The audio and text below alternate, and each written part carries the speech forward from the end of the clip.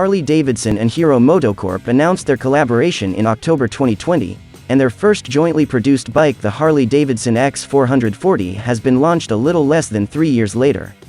The bike has been engineered together by the Harley Davidson team in Milwaukee, USA and the Hero Global Center for Innovation and Technology, Jaipur, and designed by the Hero Tech Center in Germany.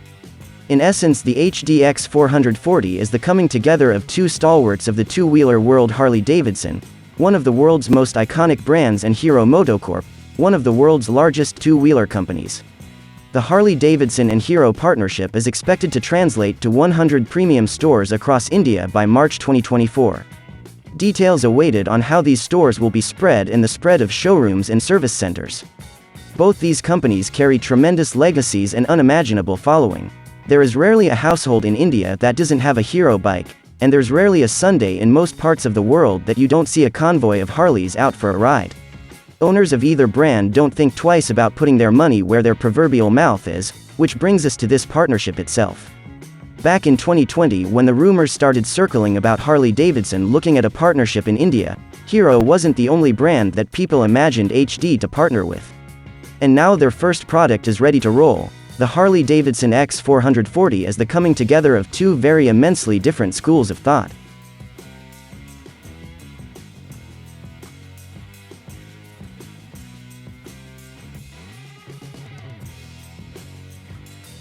A lot has been said about the design and styling of the Harley Davidson X440 since its unveiling.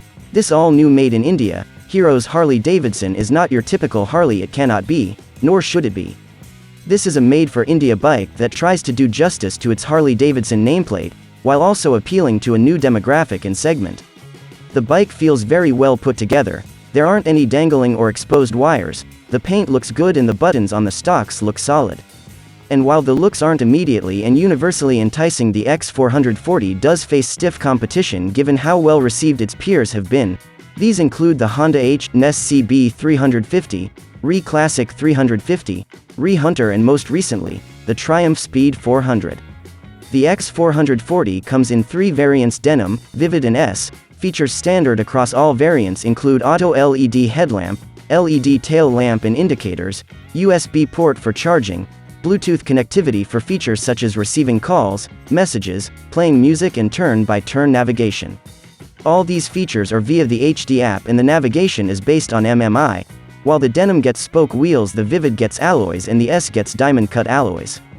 The biggest difference between the Vivid and S variants is the connected features. The S variant gets 25+ connected features that include real-time data on the bike, and you can even run diagnostics to check for faults and errors.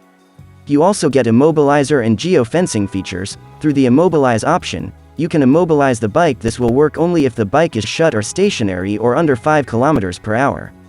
Through geofencing, you can restrict its use within a certain radius and then choose to immobilize it.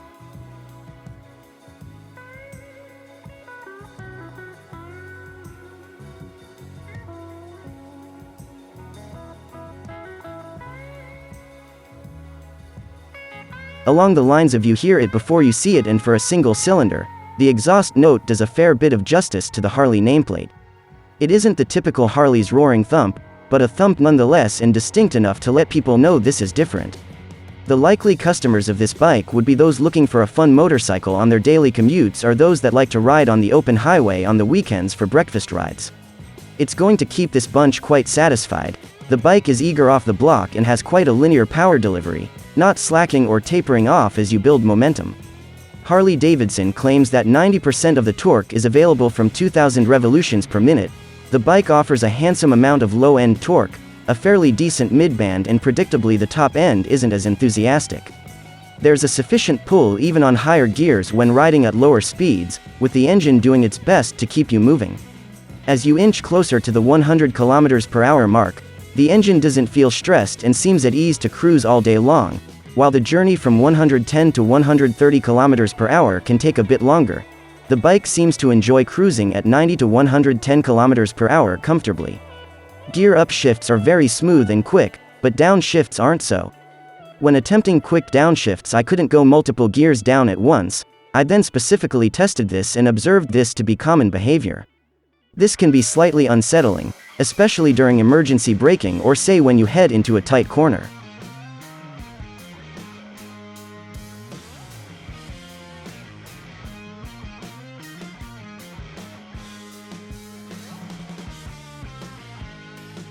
The X440 gets KYB USD 43mm dual cartridge forks on the front and gas-filled twin shocks on the rear that are 7-step preload adjustable.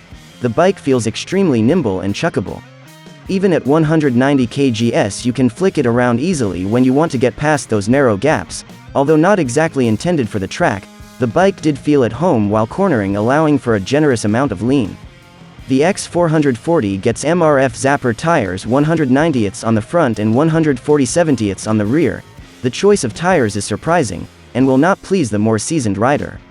The X440 gets disc brakes by Brembo on both front and rear. Braking is fairly confident and the bike doesn't move around town under hard braking even at 100 km/h. Riding this bike on the track allowed for some consistent high speeds in cornering. It also gave the opportunity to test the brakes' ability to the fullest so that you could maintain your line. The brakes did not disappoint one bit.